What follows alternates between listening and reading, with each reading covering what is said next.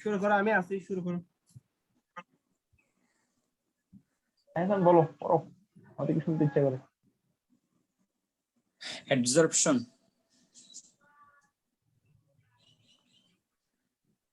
কেটে গেছে।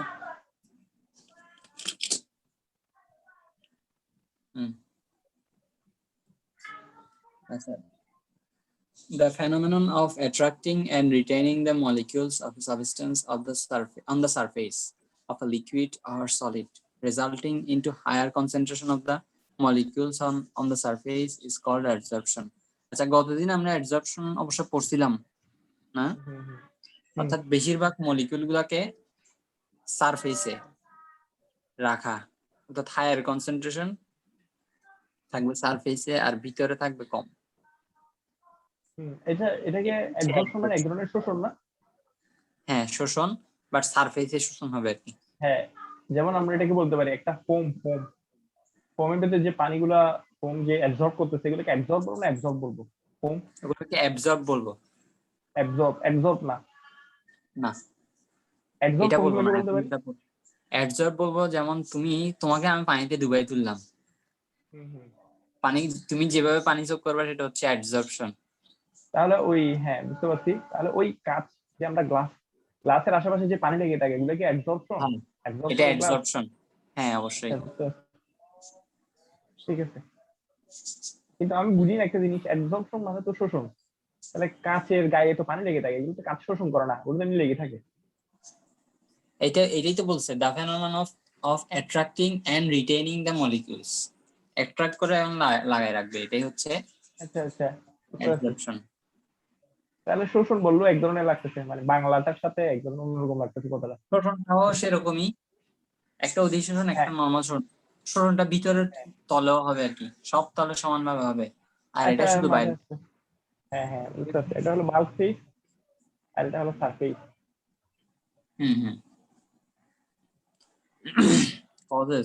Causes হচ্ছে unbalanced forces of attraction or free valencies which is present at the solid or liquid surface, have the property to attract and retain the molecules of a gas or a dissolved substance onto their surfaces with which they come in contact. Unbalanced forces of attraction. আচ্ছা, solid আর liquid সারফেসে, ঠিক আছে, force of attraction যেটা থাকে ওইটা হচ্ছে unbalanced. ওই অর্থাৎ একটা নিট অ্যাট্রাকশন, সে বাইরের জিনিসগুলোকে সে একটা নিট অ্যাট্রাকশন হয় আর কি বাইরের জিনিসের সাথে। হ্যাঁ, ওই তোমার মোবাইলটা একটু ইয়া করো তো, পোর্ট্রেট মানে ইয়া করো তো, পোর্ট্রেট করো তো,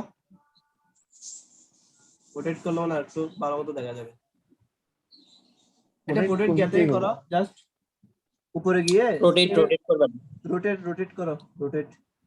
এখন সব রোটেট করতে আপনি স্ক্রিনটা ঘুরাইলে হবে, ল্যান্ডস্কেপ মোডে তুমি দেখো চলে আসবে স্ক্রিনে। এই যে এখন ঠিক আছে বন্ধু, এখন ঠিক আছে।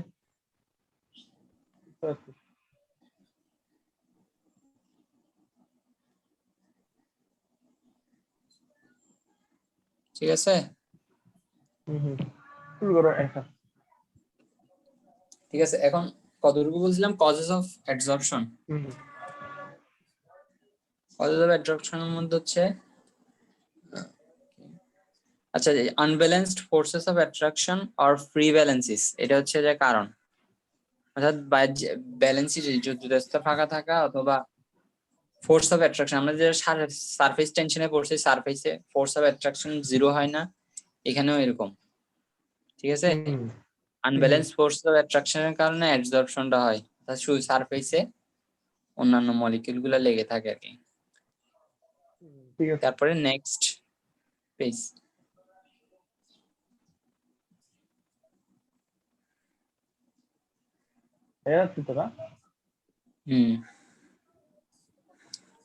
Some basic terms. আচ্ছা, adsorbate substance which gets adsorbed. Adsorbate মানে হচ্ছে যে যেটা adsorbed হয়, ঠিক আছে, কোন সারফেসে adsorbed হইছে যেটা, সেটা হচ্ছে adsorbate, আর যেটা adsorb করবে সেটা হচ্ছে adsorbent, ঠিক আছে। আর যে প্রসেসটাতে হয় এগুলা সেটা হচ্ছে অ্যাবজর্পশন। আচ্ছা, এখন অ্যাবজর্পশন বলছে। অ্যাবজর্পশন কি? when the molecules of a substance are uniformly distributed throughout the body of a solid or liquid, অর্থাৎ পুরো বডি সুষমভাবে থাকবে, অ্যাট্রাক্ট হবে, সেটা হচ্ছে অ্যাবজর্পশন। আর যদি শুধু সারফেসে অ্যাট্রাক্ট করে তাহলে অ্যাডসর্পশন হবে। এরপর হচ্ছে ডিসঅর্পশন। তাহলে আমি এটাকে এভাবে বলতে পারি না, adsorption is one kind of absorption. বলা যায়, হুম, হ্যাঁ, অনলি এট দ্য সারফেস। হ্যাঁ বুঝতে পারছি। ডিসঅর্পশন দ্য রিমুভাল অফ, অ্যাডজর্পশনের তো পার্থক্যটা কি? অ্যাবজর্পশন আর অ্যাডজর্পশন। একটা হচ্ছে যে পুরা বডিতে ভিতরে এবং surface, bulk phase, surface phase দুটোটা হবে। আরেকটা হচ্ছে শুধু সারফেসে। শুধু সারফেসে যেটা হবে এটা কি? অ্যাডজর্পশন ডি না? অ্যাডসর্পশন। ডি আচ্ছা ঠিক আছে। তারপরে desorption. Removal of the adsorbed substance from surface. আচ্ছা, এরপর হচ্ছে সরপশন, the phenomenon in which adsorption and absorption occur simultaneously is called sorption. আচ্ছা, সারফেসে এবং টোটাল বডিতে একসাথে যদি হয় সেক্ষেত্রে হবে সরপশন। সরপশন মানে sorption is equal to adsorption plus absorption. Next phase. আচ্ছা, এক্সাম্পল কি বলা যায় এটা, যেটা বলছি এখন? সরপশন সরপশন এক্সাম্পল তো আমাদের সামনে নাই। মানে যে কোনো কিছুকেই তো এক্সাম্পল বলতে পারি আমরা। যে কোনো জিনিস ধরো কাঠকে ভিজাইলে কাঠের উপরেও তো শোষণ হয় মনে হয়, আবার কাঠের ভেতরেও শোষণ হয়, এই ধরনের কোনো কিছু। এরকমই একটা কিছু হবে, সার্চ দিয়ে দেখলে ভালো হবে মনে হয়। যদিও একটু চার্জ দেব। এক্সাম্পলটা কি? শুধু এক্সাম্পলটা দেখলে হবে।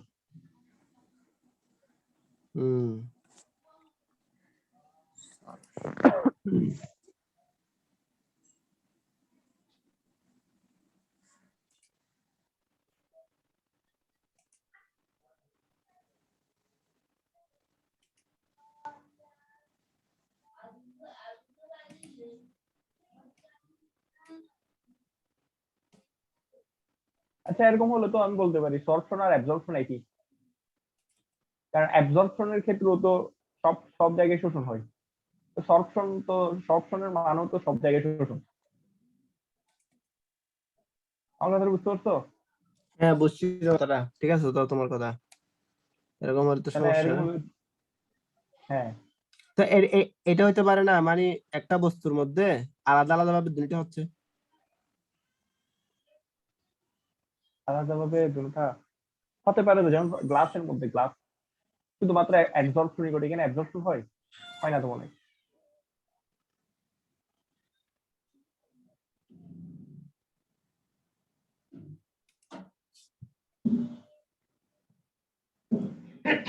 আচ্ছা, এটা দেখে ফেললে বুঝে যাবে সরপশন।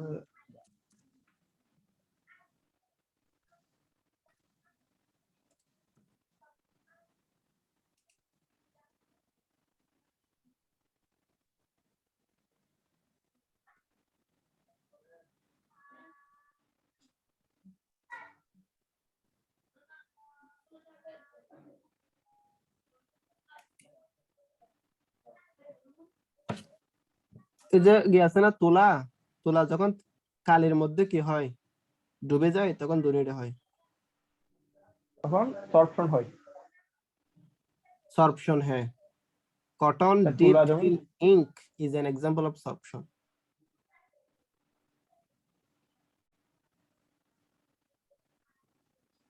ঠিক আছে তো বন্ধু। কালি কালিগুলা ইয়াতে ছড়ে যাচ্ছে না কটনের মধ্যে,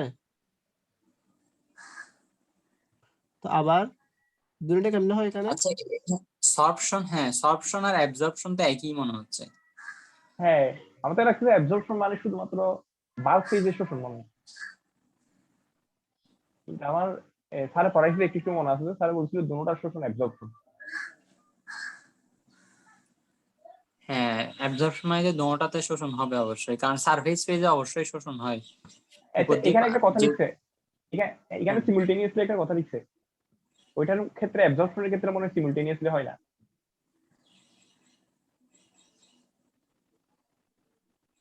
ধরো এই দুইটা নিজে থেকে হয় আপনা আপনি। আচ্ছা সিমুলটেনিয়াসলি তো জ্ঞান অ্যাবজর্পশন দুই রকম আছে আবার, ফিজিক্যাল অ্যাবজর্পশন, কেমিক্যাল অ্যাবজর্পশন। যাই হোক, ফিজিক্যাল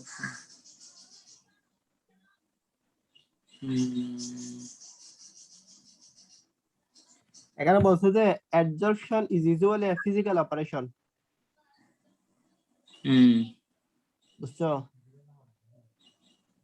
এই দুটোর হ্যাঁ, মধ্যে অ্যাবজর্পশনটা ফিজিক্যাল, আর সরপশনটা একটু ঝামেলা করতে যায়, অন্য দোনোটা ঠিক আছে। সরপশন আর অ্যাবজর্পশন মনে হয় একই মনে হয়। সরপশন এখানে সিমুলটেনিয়াসলি দিয়ে কি বুঝাচ্ছে ওরা?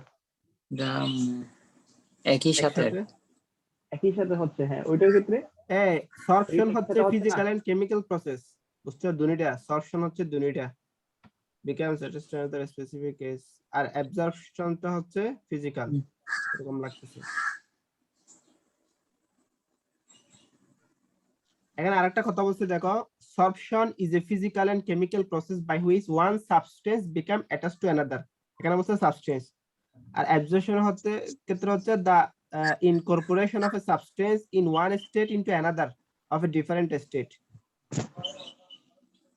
যেমন liquid being absorbed by a solid or gases being absorbed by a liquid, the physical educational model।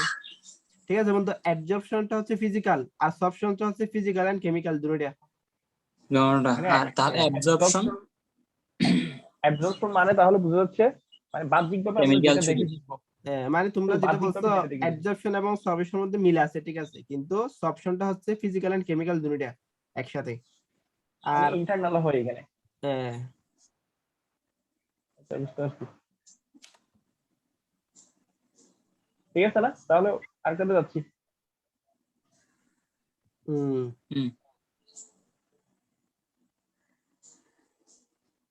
Characteristics of adsorption.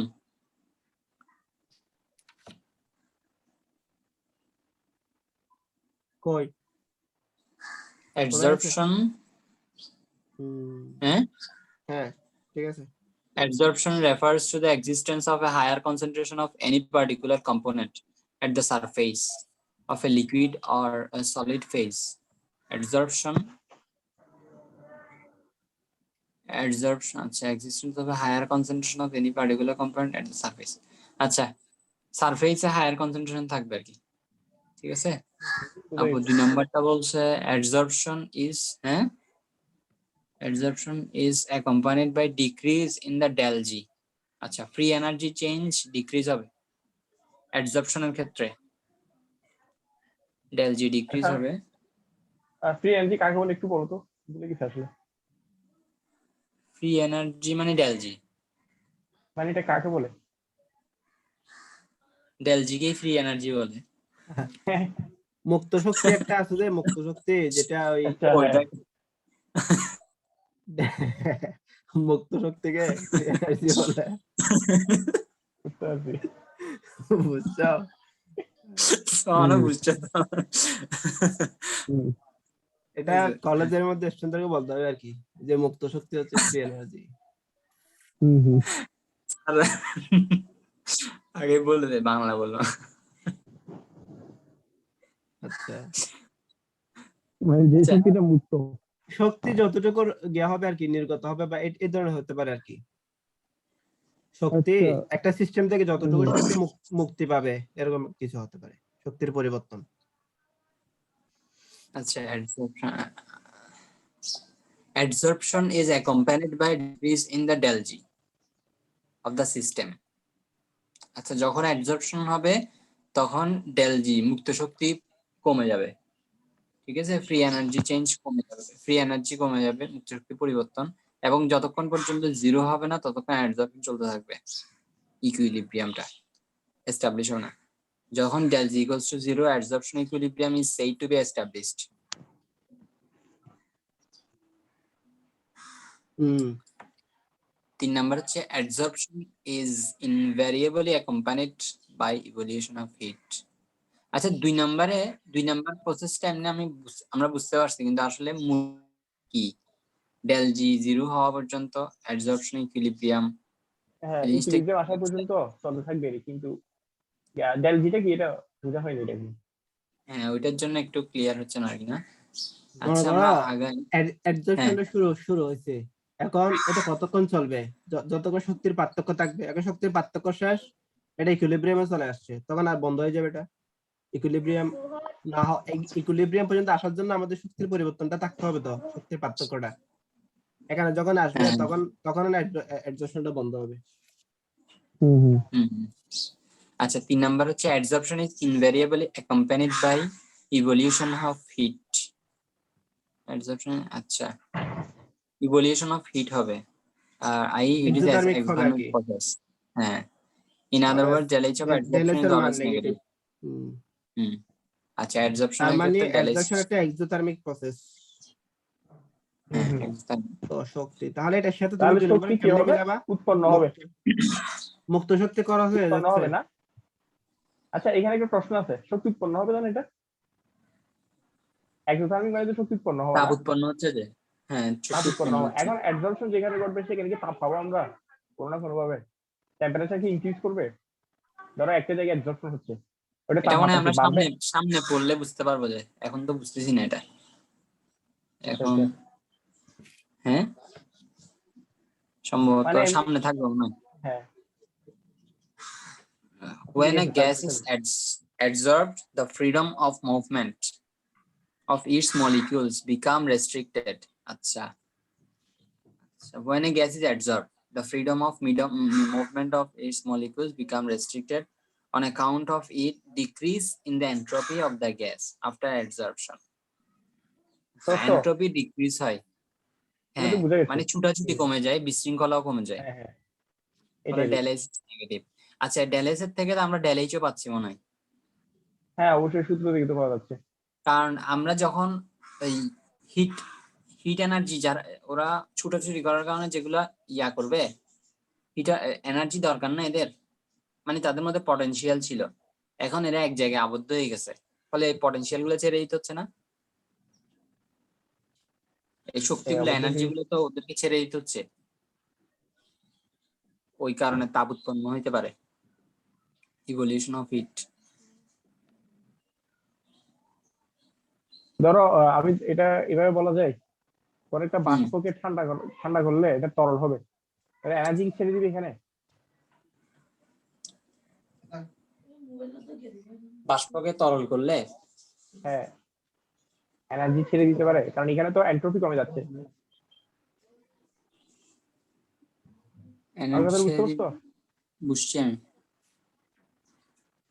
কি হয়েছে বলতো? সেটাকে ঠান্ডা করতে হবে তো যেমনি সেমনি।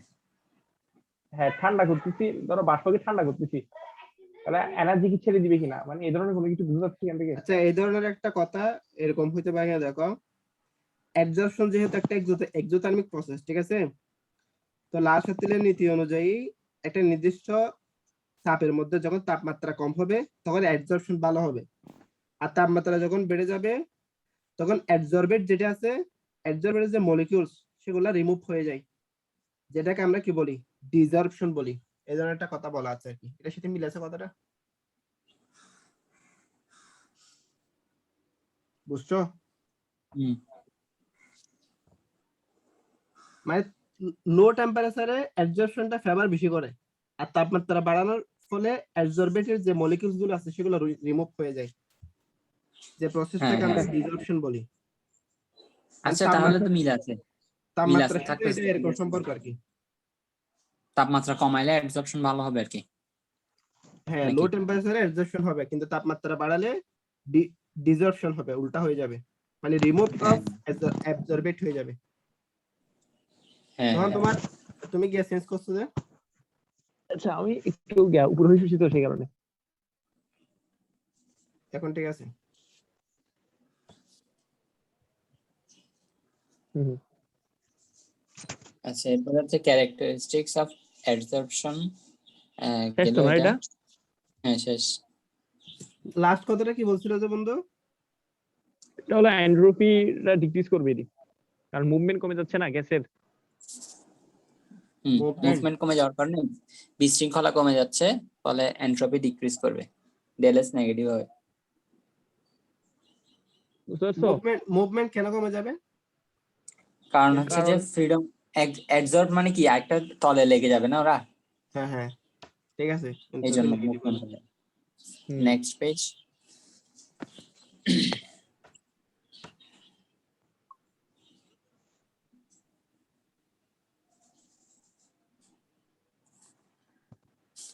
Classification of absorption. Depending upon the nature of force, the nature of force existing between adsorbate molecule and adsorbent. Depending upon the nature of force. আচ্ছা ক্লাসিফিকেশন, আচ্ছা ক্লাসিফিকেশনটা প্রথমটা হচ্ছে যে নেচার অফ ফোর্স, অ্যাডসর্বেট আর অ্যাডসর্বেন্টের মধ্যে যেটা ফোর্স কাজ করে ওটার উপর, সেটার উপরে হচ্ছে যে ফিজিক্যাল অ্যাডসর্পশন আর কেমিক্যাল অ্যাডসর্পশন। ঠিক আছে? If the forces of attraction existing between adsorbate and adsorbent are van der Waals force, আচ্ছা যদি van der Waals force কাজ করে এই দুইটার মধ্যে তাহলে হবে যে ফিজিক্যাল অ্যাডসর্পশন, যেটাকে আমরা ফিজিজর্পশন আর van der Waals অ্যাডসর্পশন বলতেছি। ঠিক আছে? আচ্ছা এটা ওই যে গেইন করা যাবে আমরা যদি প্রেসার কমাই দিই, অথবা ইজিলি রিভার্স বাই হিটিং, তাপমাত্রা বাড়াই দিই। না গেইন না, মানে রিভার্স করা যাবে, যে উল্টা করা যাবে। Can be easily reverse. অ্যাডসর্পশনটাকে আচ্ছা ও তুমি যেটা আগে কথা বলছিলে সেটা আর কি, মানে হিট দিলে অ্যাডসর্পশন হবে না। ঠিক আছে, হ্যাঁ হ্যাঁ প্রেসার ডিক্রিজ করলে হবে, ডিসঅর্পশন হয়ে যাবে। হ্যাঁ হ্যাঁ ঠিক আছে, তাপমাত্রা বাড়ানো যেখানে সম্পর্ক সেখানে তো চাপ কমানোর সম্পর্ক আসবে। হুম এরপরে কেমিক্যাল। তারপর chemical অ্যাডসর্পশন, forces of attraction existing between adsorbate particles and adsorbent are almost of the same strength as chemical bonds. আচ্ছা are almost of the same strength as chemical bonds. The adsorption is called chemical adsorption. This type of adsorption is also called as chemisorption or language adsorption. আচ্ছা এদের মধ্যে chemical একটা strength থাকবে আর কি, যদি একটা chemical ভালো মানে বন্ডিং থাকবে, তো ওইজন্য এটাকে ইজিলি রিভার্স তো করা যাবে না। হ্যাঁ cannot be easily reversed. Next page. আমাকে একটু বলো তো কেমিক্যাল একটু শর্টকাট। আমি শর্টকাট মানে হচ্ছে মধ্যে কেমিক্যাল বন্ডের মাধ্যমে অ্যাডসর্পশন হবে, সেটা হচ্ছে কেমিজর্পশন। যেটা ফিজিক্যাল যেটা অ্যাডজর্পশন সেটা হচ্ছে দুর্বল। আমরা জানি ভ্যান ডার ওয়ালস হচ্ছে খুবই দুর্বল বন্ধন, তো সেটা এমনি ফিজিক্যালি একটু করে কি হবে, তাদের মধ্যে একটা আকর্ষণ কাজ করবে, কোনো কেমিক্যাল বন্ডিং থাকবে না। কিন্তু যেটা কেমিক্যাল অ্যাডজর্পশন সেটার মধ্যে একটা স্ট্রং কেমিক্যাল বন্ড থাকবে, যার কারণে সেটা সহজে রিভার্সও করা যাবে না। মানে কেমিক্যালটা রিভার্স করা যায় না, কেমিক্যালটা রিভার্স করা যাবে না, তো এটা স্ট্রং বন্ডিং হবে যেখানে। আচ্ছা তো এটাকে কেমিসরপশনও বলা হয়, কেমিসরপশন না। এমনি যে কোনো কেমিক্যাল তো রিভার্স করা যেতে পারে না, রিভার্স করা এখানে বলছে ইজিলি রিভার্স করা যাবে না, যে বন্ডিংটা শক্ত তো ব্যান্ড অবস্থা দুর্বল, ইজিলি করতে পারবে, কিন্তু এটা ইজিলি করতে পারবে না, এটা বলছে করতে পারবে ঠিক আছে, কিন্তু ভালো মানে এনার্জি তখন দিতে হবে তোমাকে আর কি। Next page.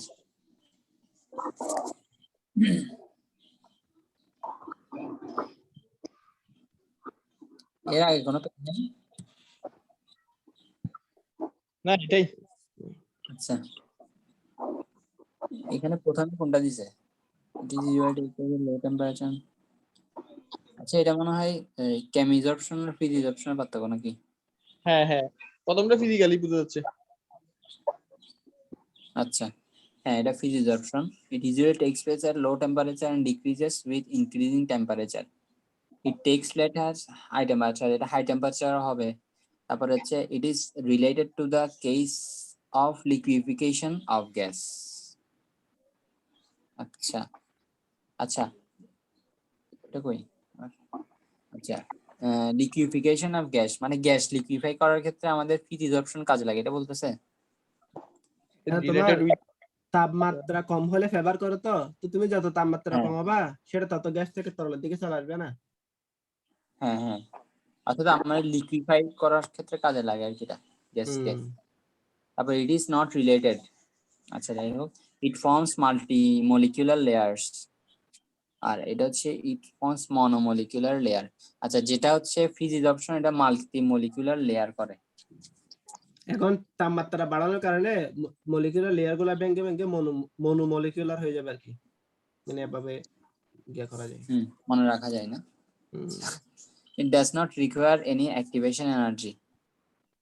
It requires high activation energy. আচ্ছা, activation energy হচ্ছে ওই পাহাড় একটা ছিল না, আমরা দেখছিলাম মানে দুইটা মূল রিঅ্যাকশন করে। অ্যাক্টিভেশন হ্যাঁ, এনার্জি হ্যাঁ, যত কম হবে বিক্রিয়া তত দ্রুত হবে। তো এখন যেটার মধ্যে হাই তাপমাত্রা লাগতেছে তো সেটা অ্যাক্টিভেশন এনার্জি হাই হবে, না হয়তো হাই হ্যাঁ। টেম্পারেচার লাগতো না।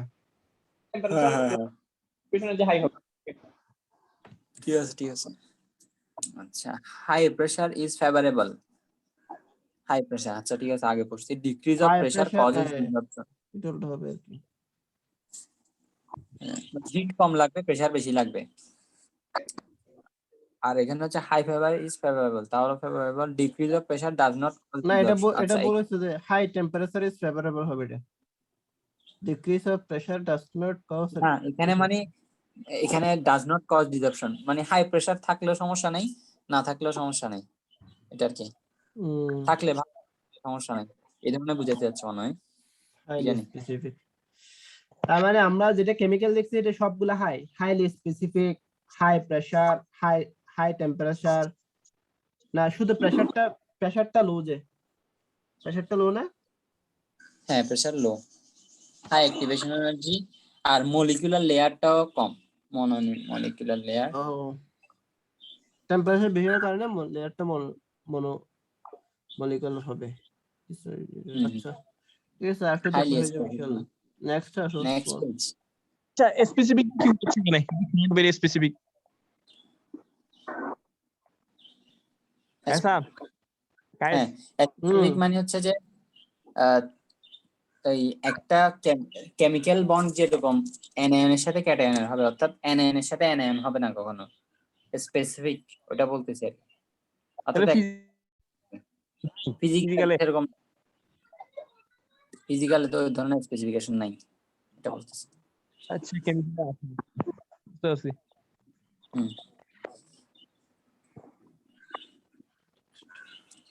Factors which affect extent of adsorption. Extent কতটুকু adsorption হবে আর কি। এক নাম্বার হচ্ছে nature of the adsorbate and adsorbent solid. এখানে adsorbate কে গ্যাস ধরছে, adsorbent কে সলিড ধরছে। আচ্ছা, এক নাম্বার হচ্ছে in general easily liquefiable gases such as carbon dioxide, ammonia, chlorine, sulfur dioxide are absorbed to a greater extent than the elemental gas like hydrogen, oxygen, nitrogen, helium, etc. While absorption is specific in nature. বুঝছো কথাটা? এখানে তিনটা ফ্যাক্টরের কথা বলছে। একটা হচ্ছে nature of absorbent and absorbent, দ্বিতীয় কথা হচ্ছে যেগুলো লিকুইফেবল গ্যাস আছে সেগুলোতে বেটার কি হয়, বেটার অ্যাবজর্পশন হয়, আর যেগুলো পোরাস এবং দ্রুত কি হয় পাউডার করা যায় সেগুলোও ভালো মানের কি হইতে পারে, ভালো মানের অ্যাবজর্পশন হইতে পারে। মানে পোরাস এন্ড ফাইনলি পাউডার, তারপর হচ্ছে লিকুইফেবল গ্যাস, এই দুইটা ভালো মানের কি হইতে পারে, অ্যাবজর্পশন হইতে পারে। মানে হচ্ছে সলিডটা যখন পাউডার থাকবে আর ইজিলি লিকুইফেবল যে গ্যাসগুলো আছে ওগুলাতে ভালো অ্যাবজর্পশন হবে আর কি। আমাদের প্রথম পয়েন্ট দিছে আর কি নেচার অফ দ্য অ্যাডসরবেট এন্ড অ্যাডসরবেন্ট, ওখানের মধ্যে আবার দুইটা পয়েন্ট। ও মানে অ্যাডসরবেট কিরকম হবে, অ্যাডসরবেন্ট কিরকম হবে নিচে বলেছে, সেটা বুঝতে পারছো না? ক্লিয়ার? তাহলে গ্যাসটা যদি লিকুইফেবল হয় আর সলিডটা যদি পাউডার হয় তাহলে ভালো মানের কি হবে, অ্যাডজর্পশন হবে। অ্যাডসর্পশন হবে। ঠিক আছে, নেক্সট দেখো তো কি পয়েন্ট আছে। Next page. এটাতে মনে হয় একটু উল্টাপাল্টা ছিল, এটা প্রথম পেজ ছিল, হ্যাঁ হ্যাঁ বুঝা হ্যাঁ আচ্ছা আচ্ছা, না physisorption R chemisorption, when a low heat আছে। of adsorption usually in range of 22, আচ্ছা low heat of adsorption, heat of adsorption কিন্তু আমরা পড়ি নাই। low heat of adsorption কি জিনিস হবে? কেন তাপমাত্রা কমে রে, হিট অফ অ্যাবজর্পশন, তাপমাত্রা কম না এজন্য হিট অফ অ্যাবজর্পশন কম। হিট অ্যাবজর্পশন বুঝো নাই, অ্যাডজর্পশন হওয়ার জন্য একটা তাপমাত্রার হিটটা পরিবর্তন হয় না, রিলিজ হবে সেটা। এটা আর কি। হ্যাঁ, আচ্ছা ড্যালেসের আচ্ছা, তাহলে এটা হাই হিট। এরপর ফোর্স অফ যেটা ভ্যান অ্যাট্রাকশন আর সেটা কম হবে। ফোর্স অফ অ্যাট্রাকশন আর ভ্যান ডার ওয়ালস ফোর্স, এটা হচ্ছে কেমিক্যাল বন্ড ফোর্স। আর এটার রিভার্সিবল, যেহেতু দুর্বল ইজিলি রিভার্সিবল, ওটা ইরিভার্সিবল। হ্যাঁ, বাকিগুলো যোগ করে দিতে হবে আর কি এখানে। এরপরে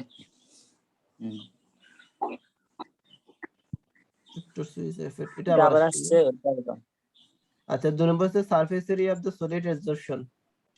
তাহলে 1 নম্বর ছিল নেচার অফ অ্যাবজর্বেট এন্ড অ্যাবজর্বেন্ট। সেখানে আমরা হ্যাঁ। বলছি যে অ্যাবজর্বেটটা যদি লিকুইফেবল গ্যাস হয়, আর অ্যাবজর্পশনটা যদি কি হয়, তোমার Powder পাউডার and সলিড হয়, porous ফাইনালি হয়। Powder and porous. পোরাস শব্দের অর্থ কি? পোরাস ইয়ার কি ছিদ্র ছিদ্র, আচ্ছা, পোর পোর, ছিদ্র থাকে। পোরাস এন্ড ফাইনালি পাউডার যেগুলো আছে সেগুলাতে সে ধরনের সলিড হলে, ভালো হবে। লিকুইফেবল গ্যাস হলে ভালো মানে অ্যাবজর্পশন হবে। এন্ড দ্বিতীয় কথা হচ্ছে সারফেস এরিয়ার উপরেও কি, ওই যে সলিড অ্যাবজর্পশন যেটা আছে সেটা সারফেস এরিয়া যত বেশি। বড় হবে অ্যাবজর্পশনও তত বড় হবে। এটা তো সহজ কথা, এটা বড় হইতে হবে না সারফেসটা। হুম। তারপরে ডিপেন্ডস অন আপন it's particle size, smaller the particle greater. আচ্ছা ঠিক আছে তো। ওই যে সলিড দুইটাতে একই কথা বলছে। দানাগুলা যদি বড় হয়, দানাগুলা বড় হলে কম হবে অ্যাবজর্পশন, আর দানা যত ছোট হবে অ্যাবজর্পশন বেশি হবে, কারণ ওই যে বেশি পৃষ্ঠতলের হবে। ক্ষেত্রফল বেড়ে যাবে। হ্যাঁ, সারফেস এরিয়া বেড়ে যাবে। তারপরে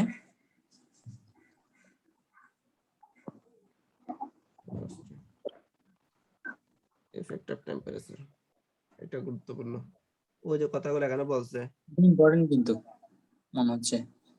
ইফেক্ট অফ অবশ্যই। টেম্পারেচার as adsorption is যদি আমরা accompanied by কনস্ট্যান্ট রাখি ফিজিক্যাল অ্যাডজর্পশন আর কেমিক্যাল অ্যাডজর্পশনের মধ্যে কি দেখা যাচ্ছে, ফিজিক্যালটা হচ্ছে স্মুথলি কি হচ্ছে, কমে যাচ্ছে, যত তাপমাত্রা বাড়াচ্ছি আমরা তত কমে যাচ্ছে। আর যেটা কেমিক্যাল অ্যাডজর্পশন সেটা প্রথমে বেড়ে যায় তারপরে কমে যায়।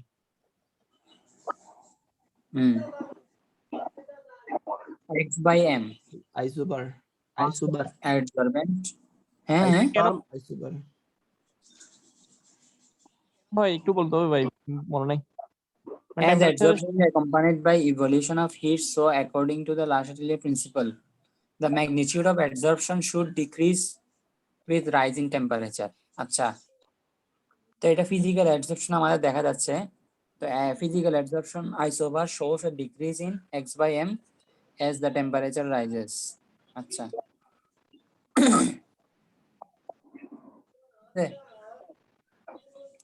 adsorbate কম হবে আর কি, কম adsorbed হবে আর কি পার মাস adsorbent-এ কমে যাবে, এটা বোঝা যাচ্ছে। হ্যাঁ, x by m মানে adsorption বুঝছে। কেমিক্যালটা বোঝা যাচ্ছে না।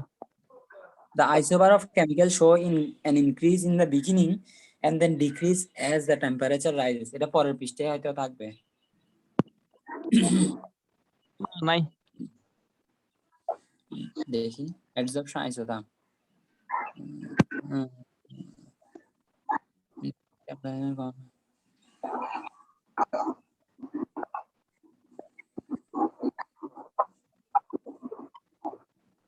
এরপরের পেজে কি লিখছে?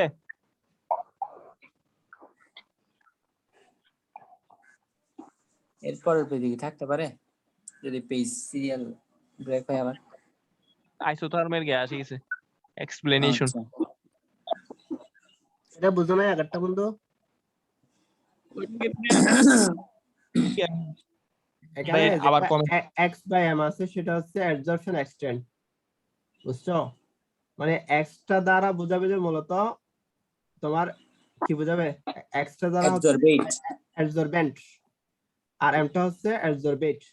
তো এদের যে অনুপাতটা, হ্যাঁ, সেটা টেম্পারেচারের সাথে কিরকম সম্পর্ক? তুমি যখন ওই যে ভ্যান ডার ওয়ালস যেটা আছে অর্থাৎ ফিজিক্যাল অ্যাডজাস্টমেন্ট, সেটা তখন আমরা তাপমাত্রা বাড়াবো, এটার অনুপাতটা আস্তে আস্তে কমে যাবে।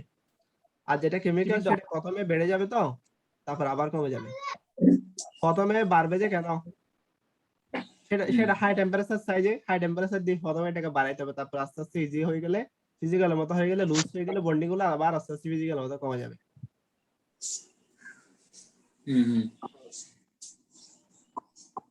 বন্ধু আমি মানে কেমিক্যালটা বলো।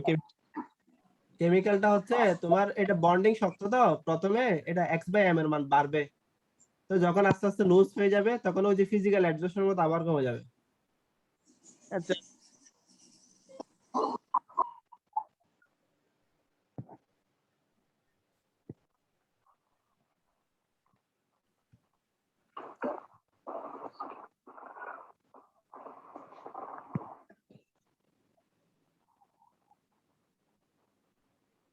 এটা বুঝছো?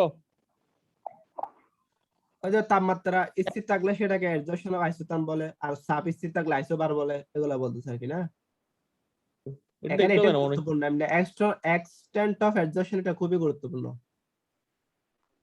x হচ্ছে হ্যাঁ absorbed is absorbed on m of, মানে কতটুকু অ্যাবজর্বেন্টের মধ্যে কতটুকু অ্যাবজর্বেন্ট আছে, ওই যে মোলারিটির মতো, এটা হচ্ছে তোমার বুঝতে পারছি। Extent of absorption. মানে 10 গ্রাম পানির মধ্যে ধরো 5 গ্রাম চক সলিউবল হলো, হ্যাঁ, অ্যাবজর্ব হলো, এটা x বাই মানে m আর এটার কি। অনুপাতই হলো সেটা। ধন্যবাদ, হ্যাঁ, এটাই তো মূল জিনিস।